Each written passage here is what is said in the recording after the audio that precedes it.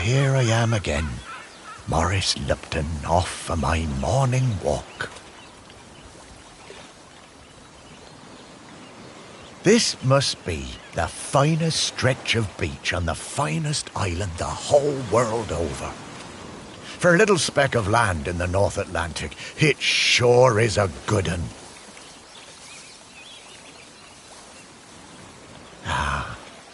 But this walk isn't the same without Sparky.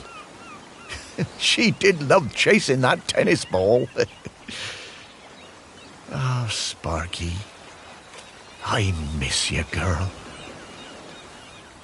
The crater's definitely been smoking more than usual lately. That's funny, that, for a dormant volcano. Oh, I see those yoga folks up at the lighthouse are up bright and early, saluting the sun and all that. I always thought that looked like fun. Shelmerston used to be a quiet place. You'd only come here if you liked fishing or bird watching. But since the new ferry service started, we get loads of tourists. But what you gonna do? It's always changing. Yep, Shelmerston's a smashing place. I'm lucky to call it home. The bench. Yeah, this is, it's my bench. Yeah, the museum paid for it because I was the curator there. Yeah, and they did that to remember me because, oh yes, I am dead.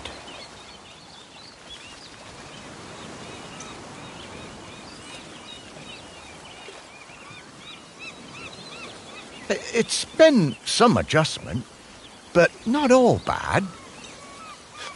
Yeah, I should probably go and check on the museum, actually.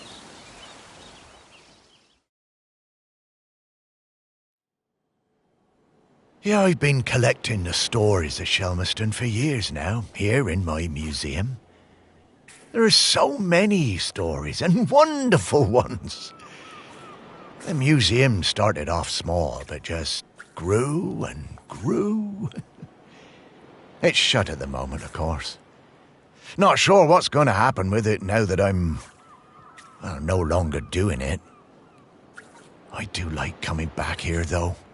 Gives me a bit of purpose, which I've really missed since, becoming dead. Oh, one thing that's been keeping me amused. Since I've been dead, I found I can do some new things.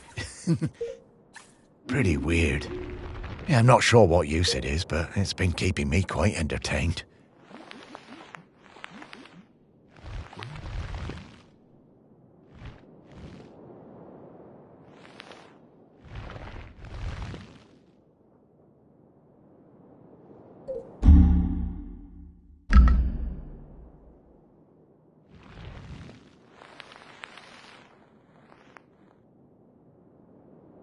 But the novelty's worn off. I mean, it's been, I don't know how long exactly, but an awful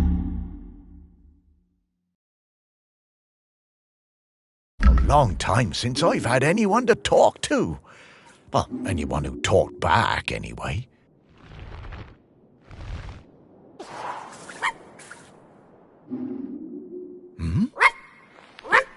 No, I couldn't. That sounds like Sparky. Is that you?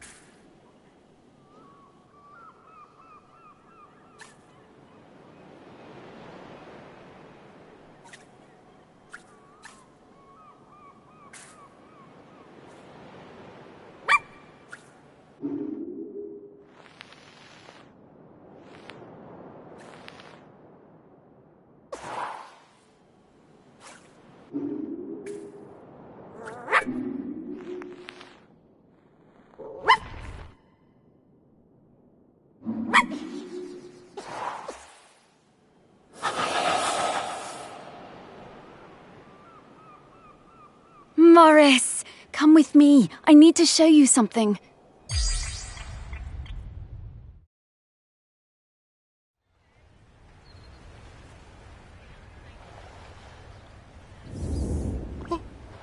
It's Sparky? Morris, you worked it out. You can talk? Well, I could always talk. You just couldn't understand me. And you can hear me? Well, sure. You are talking, aren't you? Oh, Sparky! What is it, Morris? It's been so long. I thought I'd had my last conversation. Oh, I'm so very glad. I'm glad too, Morris. I've been waiting for you. We need to go... Oh, wait. Are you really my Sparky? My Sparky girl? Mostly. The best bits. But listen, I don't know how long before the volcano erupts, but it's not long now. The volcano? Erupting? But it's dormant. No. It has been dormant because of the custodian. But the custodian is weakening and we don't know how much longer they can hold on. The custodian? What are you talking about? Shelmerston is volcanic. It's supposed to erupt every once in a while. The only reason it hasn't is the custodian, keeping the island calm. Custodian keeping the island calm? Take your time, Morris. Dogs are better at understanding this kind of stuff than humans. The custodian is a ghost. Yes! Now you're getting it. The custodian is a ghost who appeases the island, keeps it safe to live on. But the current custodian has been doing the job a long time and really needs to retire. Well, and the island needs a new custodian. That's... right. It's up to us to find a new one. There are 5 prospects that I know of. 5 ghosts still hanging around the island who haven't gone into the west yet. We need to find them and see if they'll take the job. What if none of the prospects wants it?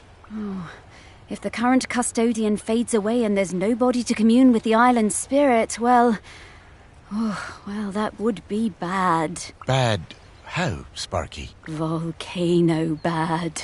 You've seen how it's smoking. We don't have long now. Well, could I be the custodian? Oh, I wish. But Ghost Code 342B dictates that the custodian must be a ghost who has been dead on this island for at least 1,000 days. And we don't have that long. Ghost Code 342B. Yeah, well, I suppose that makes as much sense as anything else. Right, let's get going, Morris. Our first prospect is Peter Noach. Oh, yeah, from the yoga centre. Yeah, he died a few years ago, didn't he? Yeah, I remember his funeral on the lighthouse. Yes, that's the fella. He always had those funny green treats. Let's go pay him a visit.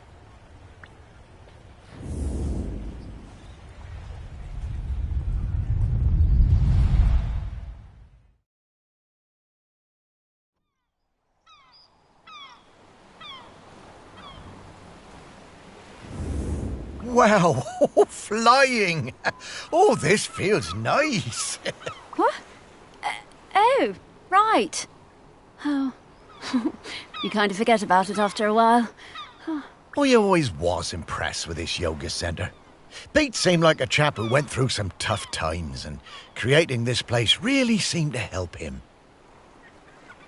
Yep, and it's still going strong. They're always busy with folks from the mainland. Yoga centre run by a robot. How things change. Well, it seems to be working out, though. So, now Pete's a ghost, so how do we find him? Well, remember that clue I sent you from inside my urn? The tag? Yeah. Right, so that was something special to me while I was alive that helped me channel my ghost. A kind of memento. So we need to channel the ghost of Peter Noach. And to do that, We need to find his mementos. And how are we going to do that? By looking into the memories of those who loved him best. People with memories of Pete will have little thought bubbles coming out of their heads. Those are a sign you'll be able to dive into that person's memory. I suppose that's hardly the strangest thing I've heard today. Oh, Morris, just you wait. Now, to recap. Find people who are close to Peter, view their memories, track down the mementos, and then leave the rest to me. So people, then memories, then mementos, then Pete. Yeah, think I get the idea. Okay, let's go.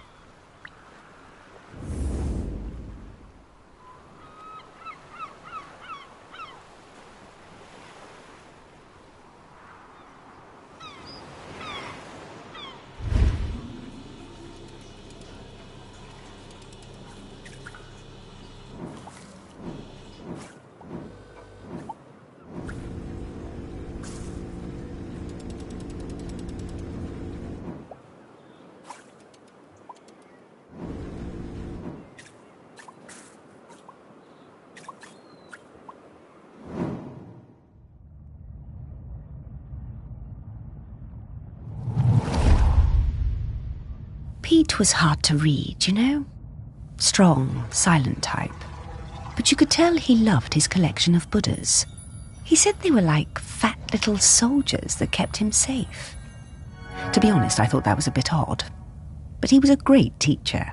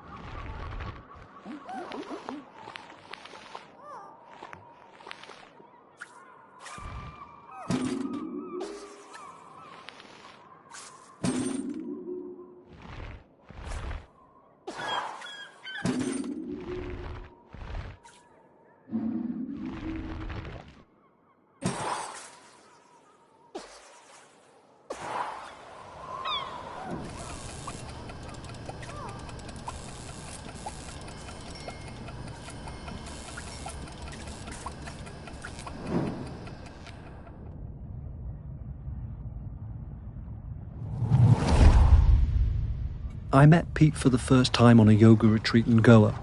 He was the best yoga teacher, but very reserved. I noticed he had some army tattoos. I wanted to ask about them, but he would never talk about himself.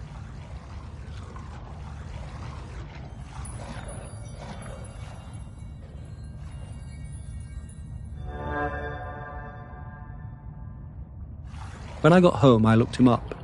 I couldn't believe it. He'd been with Special Forces in Helmand and was awarded a medal for bravery. Pete's unit had been in an ambush. He tried to save a colleague whose leg had been blown off, but by the time they'd reached base, it was too late. Pete was the only survivor. I booked the retreat again the next year. I thought he was such an interesting bloke. Still waters, you know. And one evening, after class, I followed him down to the beach. I saw him throw something into the water and went to have a look. Picked it out of the shallows before it was washed away. It was his medal. I picked it up. I went back to go the following year, but Pete wasn't teaching and it just wasn't the same. Not as good. Then, a couple of years later, I saw an online ad for his new retreat in a lighthouse. I booked immediately. I took the medal with me. Perhaps he would want it back. It was the same Pete Noach, and if anything, he was an even better teacher. One coffee break, when I got him on his own, I brought up Helmand in conversation. I wish I hadn't. It was like a shutter coming down. I didn't mention the medal. I kept coming back for the yoga, and you know, over the years I saw Pete mellow. I think the lighthouse was doing him good. He even cracked a joke with the group once in a while. So, that summer, the one before he died, I decided to act. It was the day I was leaving and I showed him his medal. There was a moment of total surprise. I was worried then. But he took it. He turned it over in his hand. The poor guy was lost for words. He gave me a nod of thanks and slipped it into his pocket. I'm glad he got it back. Oh, Pete. I had no idea.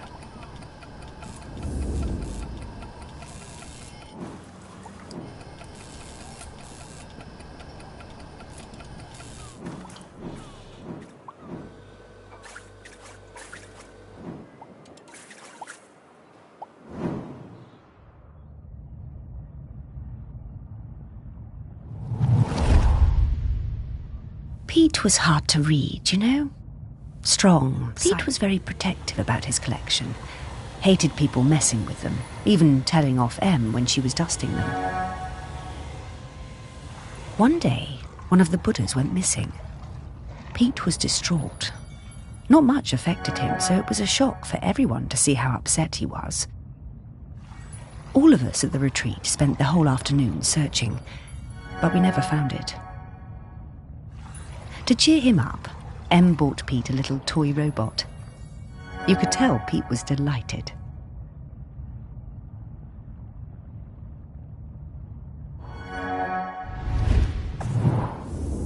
Ah, what a lovely gesture. She was a good friend, that Em.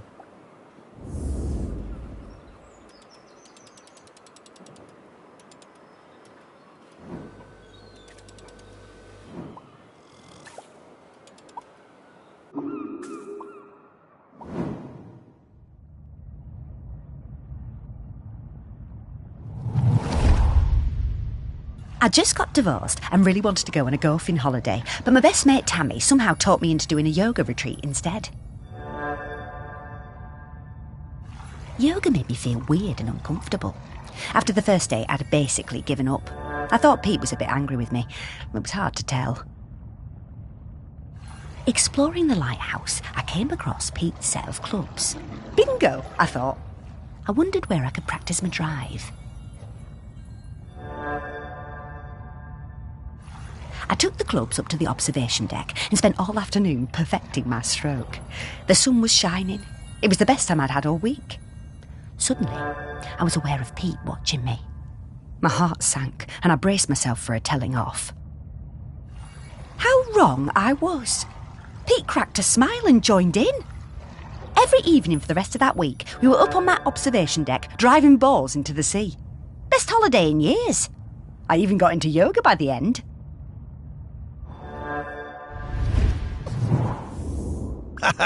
I guess old Pete had a light side after all.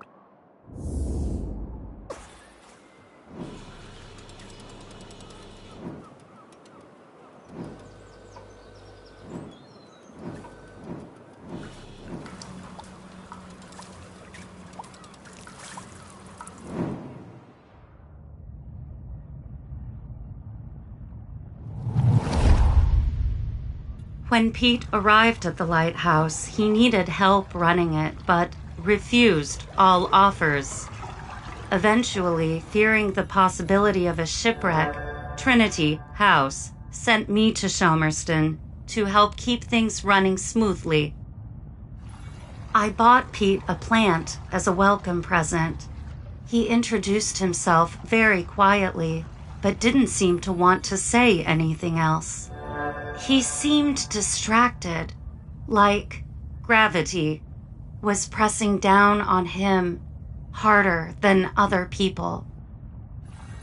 Whenever I would enter a room, Pete would mutter some excuse to leave. I didn't have a single conversation with anyone in months. Eventually, Pete noticed the plant.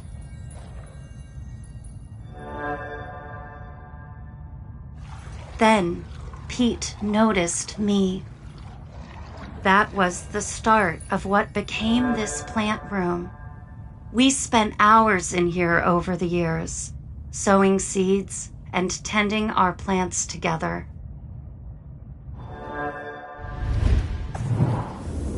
Wow.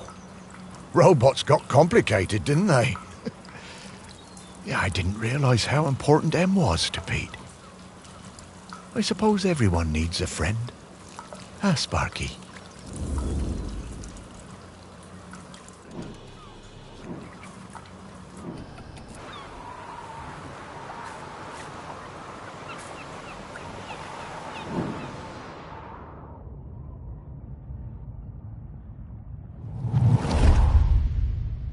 I was getting ready to lay my egg.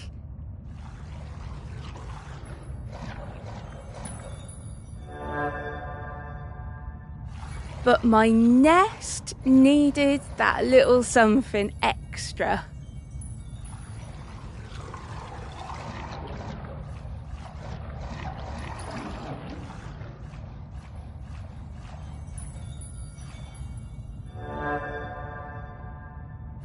I found the perfect thing.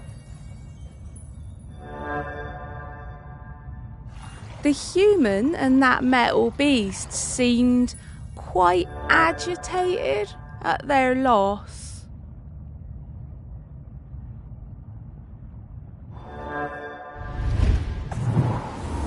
I always hated those blooming things.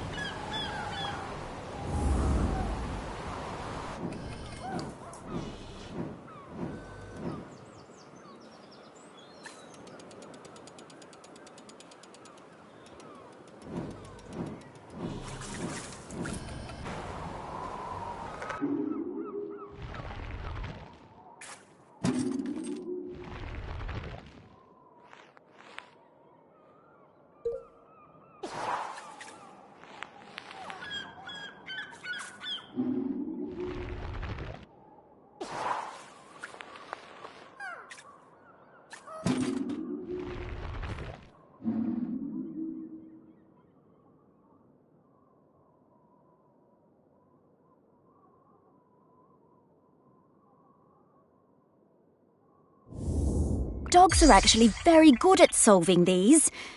They're just hard for us to turn.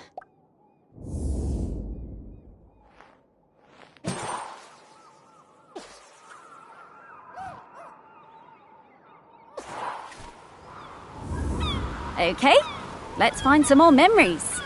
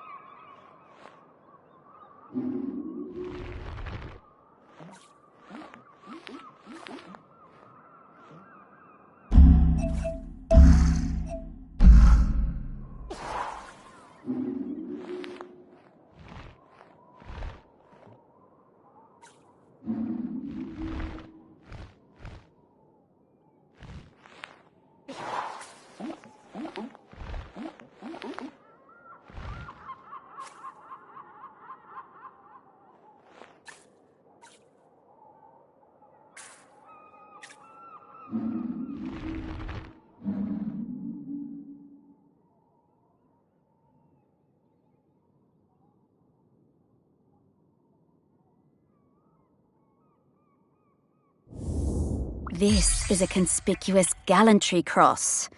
They don't give those to just anybody.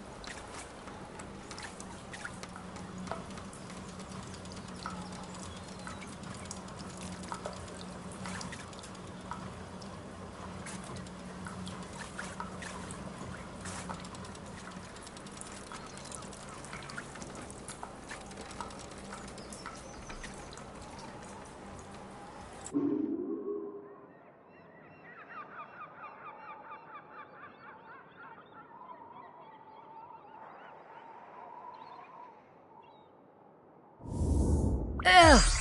Dogs hate all fruit. I'm not going near this, Morris.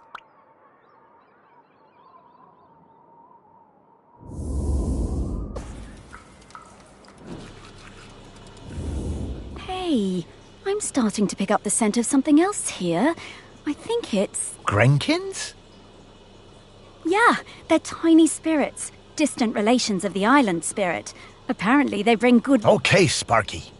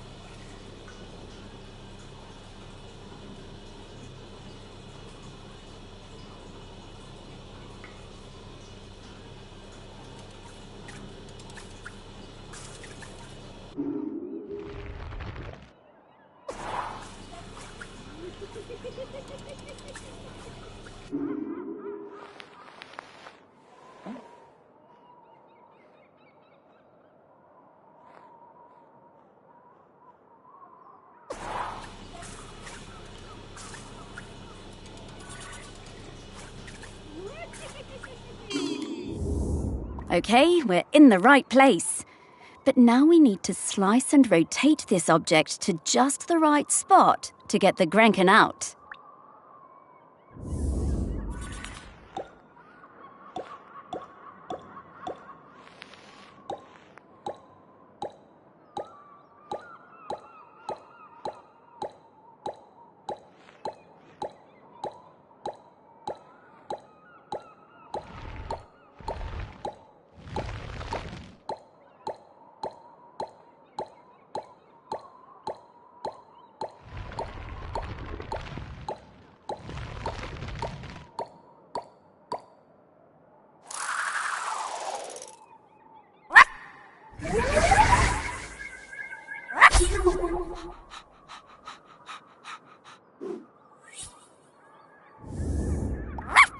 Hello, Grenkin. Good to see you.